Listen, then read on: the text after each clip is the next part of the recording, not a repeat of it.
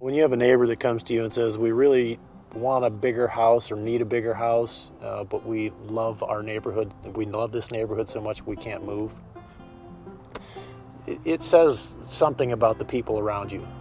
It says something about the fact that the efforts you've put in or the efforts others are putting in are actually paying off. We had a neighbor who suffered from cancer, and Ken offered to bring dinner over once a week while he was going through all the chemo and so forth, just to let his wife have a break. She said, you don't need to do that. And I said, you're right, I don't need to do this, but it's something I want to do. It's something you can just on Tuesday nights, you don't have to worry about fixing dinner when you get home from work after struggling all day. You spend the evening with Jim and I'll come over and bring dinner. And we did that until Jim passed away. And it was just something we do because I was fixing dinner anyway. What's the difference if I put enough more on for 2 more people? So it would be easier some days just to pull in the garage, shut the door down, but I want to get to know people. It means that, hey, I see him out there shoveling for his backyard so it'll grow better and it's a hot day.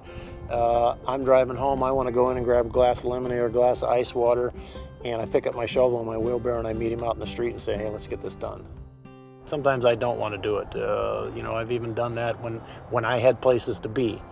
So for me to sacrifice that and to be a little bit late to what I had planned and to help somebody out is more important to me. You know, I was thinking about it just this morning. I let somebody go ahead of me. I was going to get a donut. You know, and I waited for them. I opened the door, let them go in front of me, and stand in line in front of me even. So, and then at the end of it, I thought, well, it was 15, 20 seconds extra that I stood. If I can't give 15 or 20 seconds to somebody, what kind of love is that? What kind of person am I if I can't give somebody 15 or 20 seconds of my time?